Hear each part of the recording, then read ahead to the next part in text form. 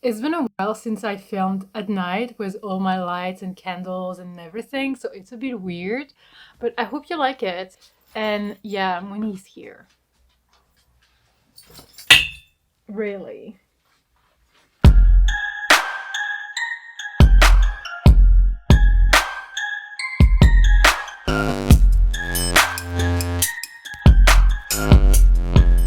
Hello all, what's up? I hope you're good. So today we're here to talk about the 6 next books we'll be reading with the Howling Pack.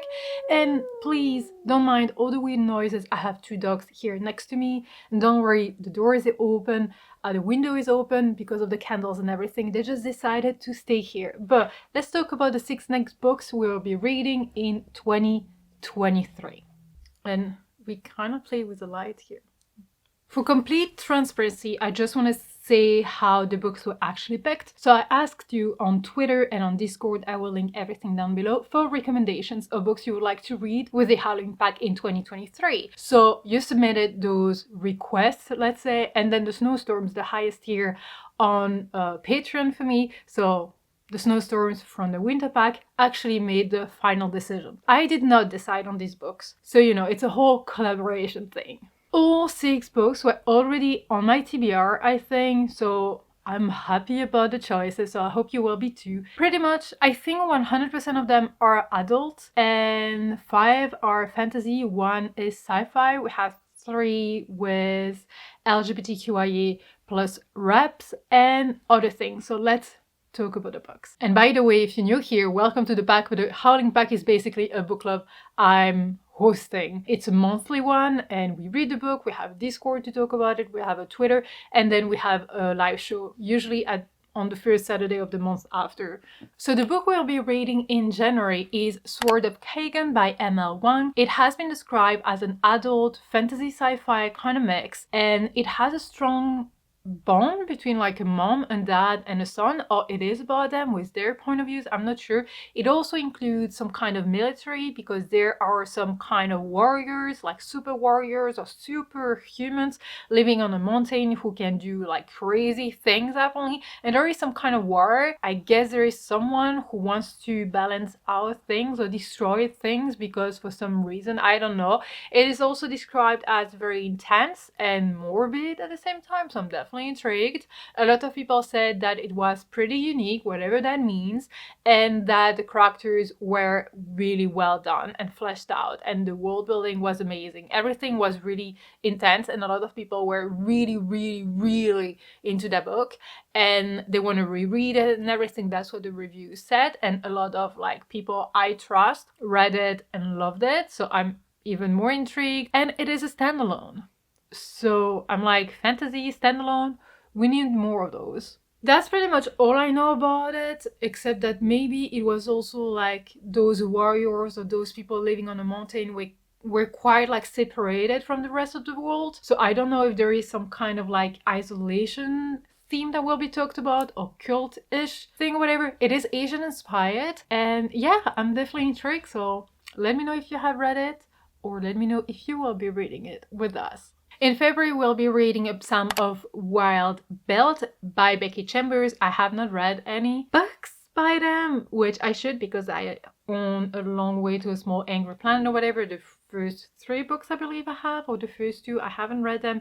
I will, I swear I will at one point. But this book was described as an adult sci-fi, but kind of different sci-fi, because apparently reading it, you will just rethink about sci-fi, or you will just forget about what you know about sci-fi, or maybe it's a different kind of sci-fi. I'm not sure, but that's the way it was actually described. It is LGBTQIA plus rep. I mean, there is a rep, and apparently the main character is non-binary, and the other one is some kind of monk or a preacher or something. So yeah, it sounds interesting, especially because it says that it's also about self like discovery, and it's also about like purpose and nature and things like that. So I'm definitely intrigued to see how it was incorporated in actually that adult sci-fi book. From what I also understood, it is a story that is told from someone's point of view. And apparently years and years and years ago, they were like some kind of robots or intelligent beings or whatever who actually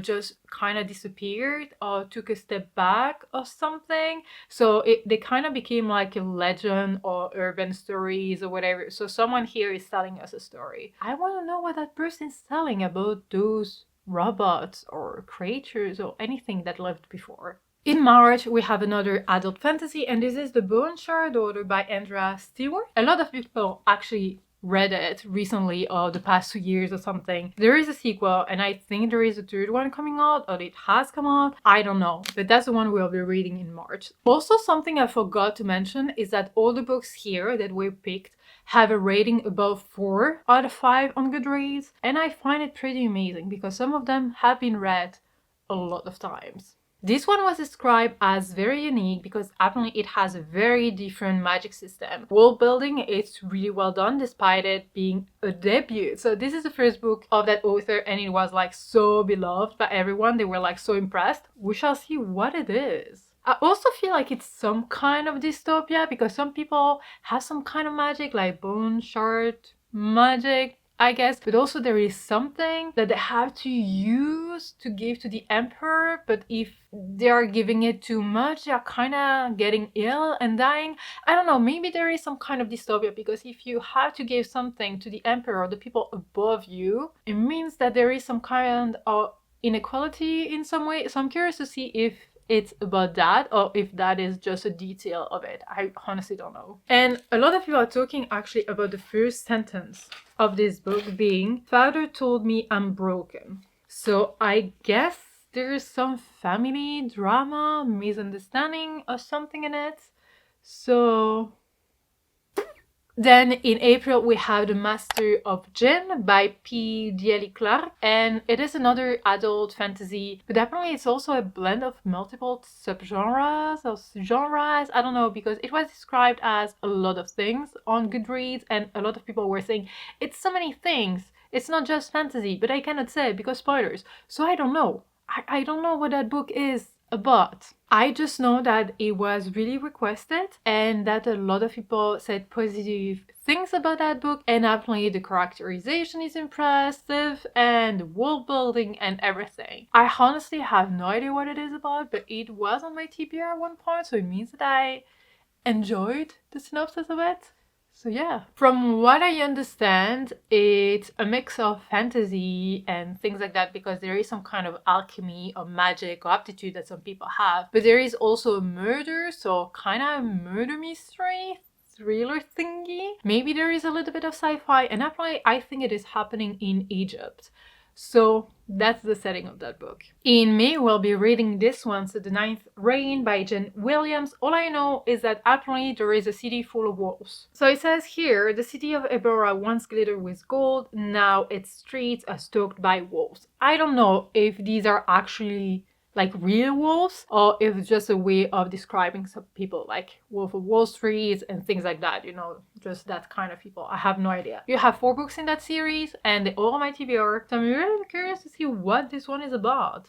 It's about an empire that is about to collapse, but people don't want it to collapse, and apparently Ninth Reign has to fall. So maybe Ninth Reign is the city or the district or somewhere where they are, like a place. Or is it someone? It was described as full of action and humor and also a very like classical style fantasy, not like the recent fantasy that we know, but like old kind of fantasy that were written some years ago. So I want to see how it feels. Also, some people said that it was for them hard to get into the book because like the first, let's say 50 to 100 pages were like a bit dragging or a bit boring or something. So if you feel that way, maybe just keep going because apparently then after it was mind-blowing for the majority of people. The world was naturally described, so organically, and all the characters were kind of like different. You could distinct them and not like they were not just a bunch of people working together. So I'm curious to see how I feel about this book. I am sure I'm gonna love it, but I want to read and see.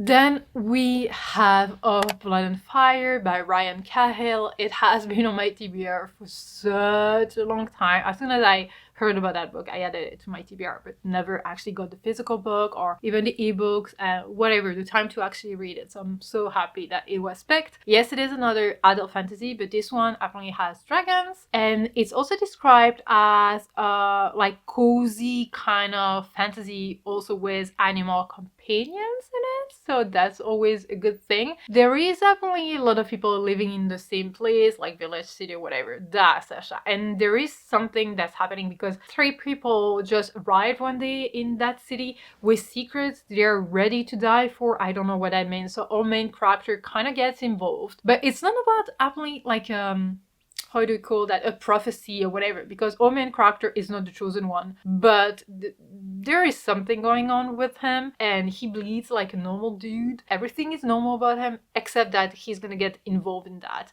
I don't know what's happening. I don't know. So we shall see what it is. And that's it for the next 6 books we'll be reading with Howling Pack, so January through June, live show at the beginning of the next month. Yeah, that's pretty much it. I don't know what I should tell you. I will link like the Goodreads down below for each book, so you can just click on them and check the synopsis if you intrigued by one. I really hope some of you will join me, and let me know if you have already read some, if some were on your TBR, or if you just added some to your TBR. It always happens to me when I watch that kind of videos. Well, thank you so much for watching this video. I hope you enjoyed it.